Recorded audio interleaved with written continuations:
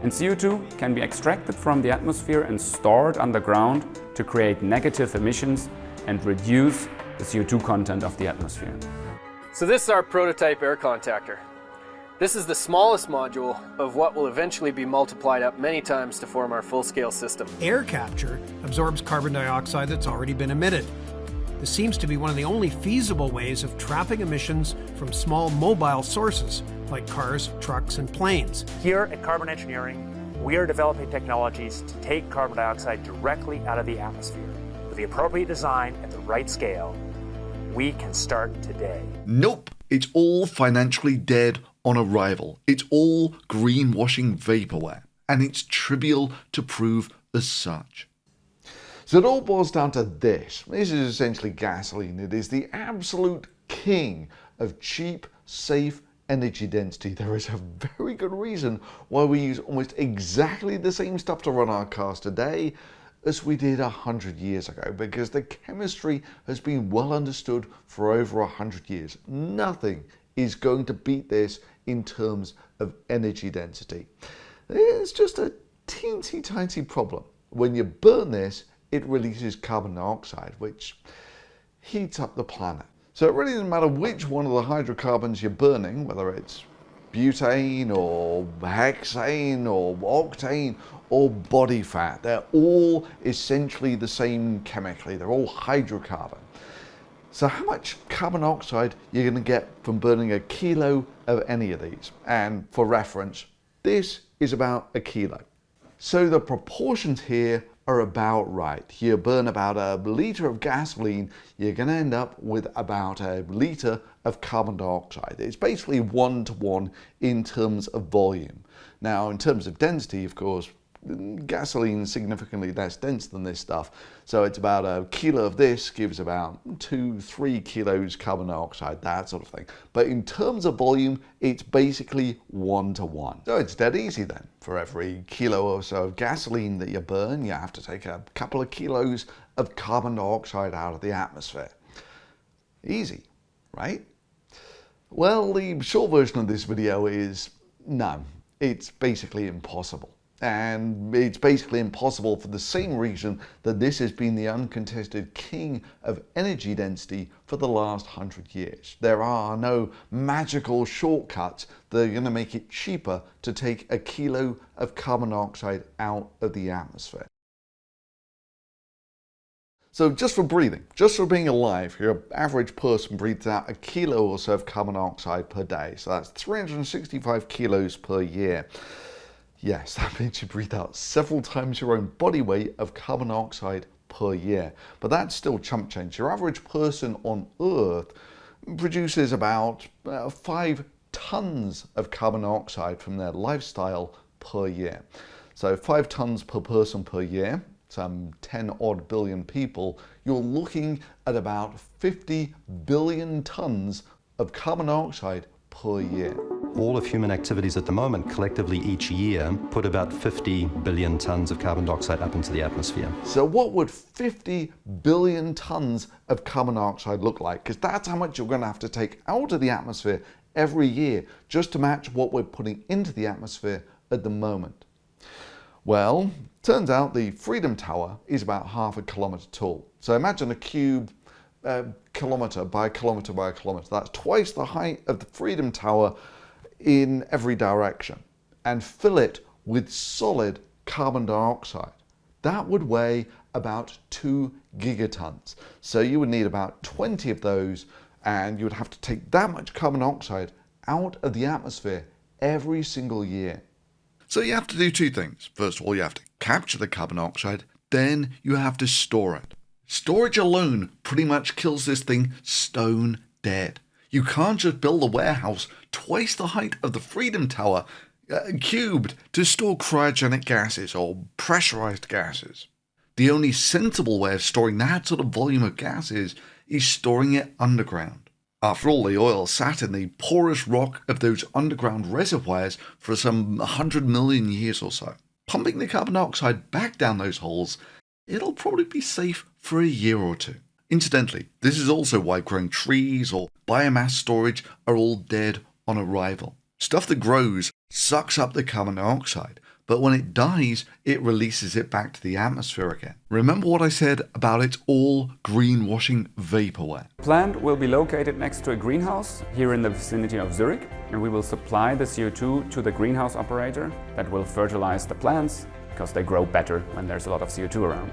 I see, so all of that will either be burned in human reactors or rotted and decomposed back into carbon dioxide by the end of the year.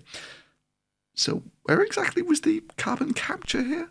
The plant will deliver around 900 tons of CO2 per year to the greenhouse, which is supposed to increase the crop yield by around 20 to 30%.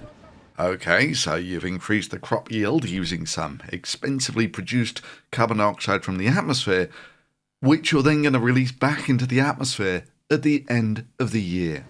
We always had this big vision of building up technology that could impact one of the biggest challenges humanity ever faced, which is climate change.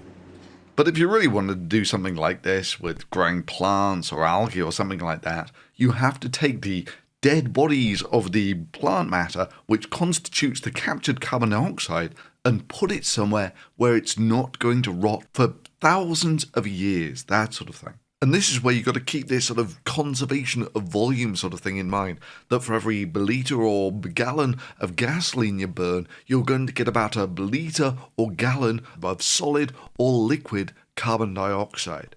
That's going to have to be stored somewhere at some point.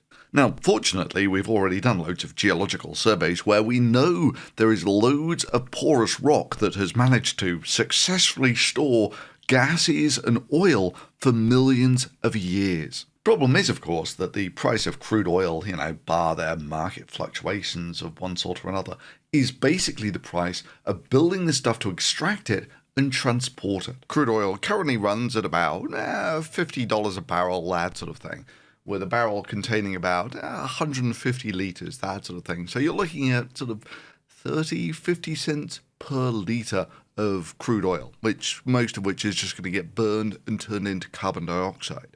Building the transport and injecting it back into the holes in the ground will likely be a comparable price.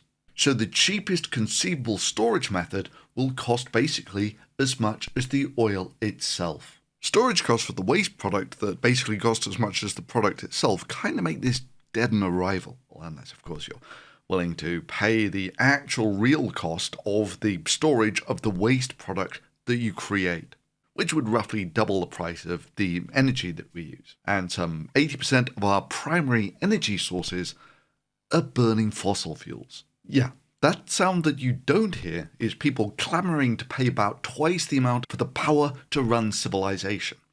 Growing the food, running the transport, electricity generation, and so forth. People are more thinking, why don't we just keep dumping it into the atmosphere?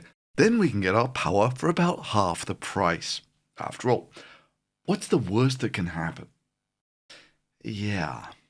But let's ignore the storage costs for a second. So we're going to burn about a kilo of crude oil, which is going to cost us about 50 cents, that sort of thing.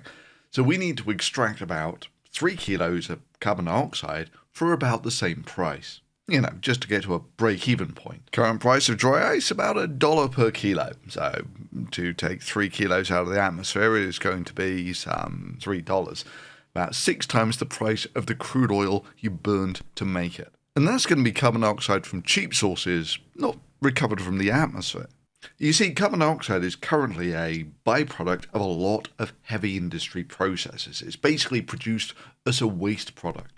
So the costs are just the costs of cooling it down or compressing it to either liquefy it or solidify it, and some transport costs. The mere fact that no one recovers carbon dioxide from the atmosphere should tell you everything you need to know about which one is cheaper. So if you take your pure carbon dioxide out of your brewing industry or something, what are the costs of liquefying it? So nitrogen is fairly cheap stuff. It composes about 4/5 of the air that you're breathing. So the cost of liquid nitrogen is basically the cost of cooling air down to about minus 200 degrees Celsius. Carbon dioxide is about half of this, so it's about minus 100 odd degrees Celsius. So the most economical price you're going to get for the liquefaction or compression to this sort of density alone is going to be about half of that of liquid nitrogen. with liquid nitrogen typically chalking in at about $1, including the shipping, with just the energy costs for liquefying it with the absolute cheapest energy being about 15 cents per litre. And what was our price for a litre of crude oil? About 50 cents. So again, just for the actual price of turning it from gas to essentially something about the density of a solid would roughly double the price of your crude oil. So if you've got somewhere where you're dumping carbon dioxide directly into the atmosphere, like in a power plant or something, where you can capture it relatively easily and all you have to do is compress and store it, you're still looking at more or less doubling, tripling, that sort of thing, the price of your energy.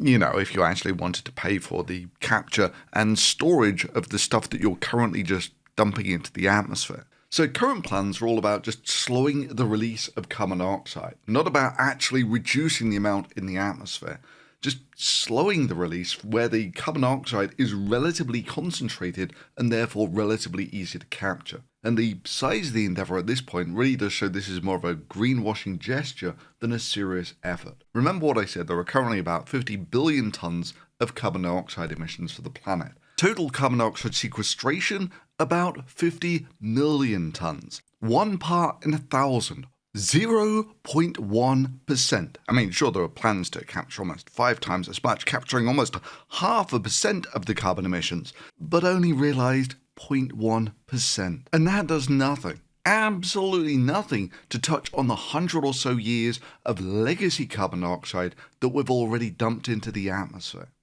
That will be much more expensive to remove than merely just capturing the carbon dioxide as it leaves a power station or something. But even if we had a magic wand that would currently make the capture of the atmospheric carbon about as cheap as capturing it from the flue gases from a fossil fuel power plant, the bill that you would be looking at would still be comparable to the entire energy bill from the entire history of mankind.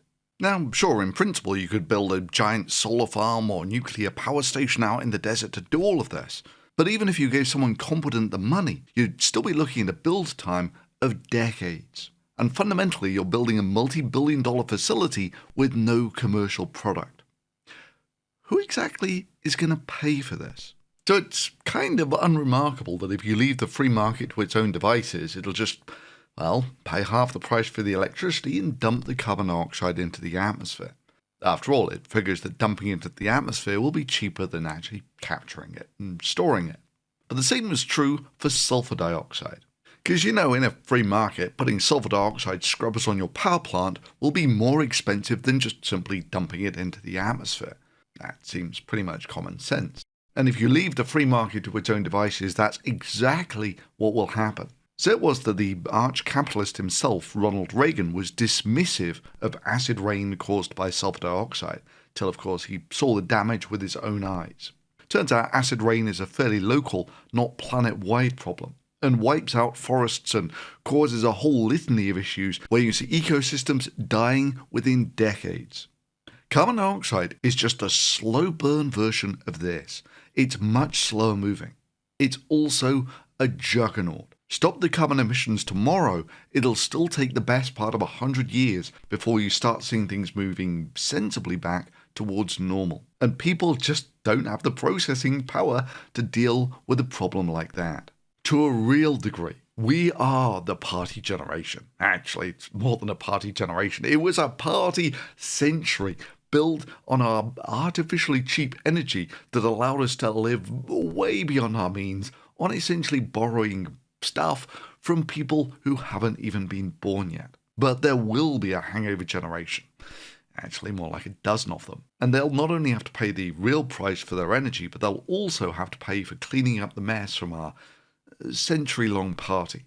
I mean, sure, we try not to think too hard about it because for some strange reason it makes us feel bad. But to counter those strange feelings, there is an entire industry that has grown up telling people sweet, comforting, seductive lies that everything is fine. The sun is driving climate change. CO2 is irrelevant. It's the sun, stupid. Can global warming be happening as expected if the world has stopped getting hotter?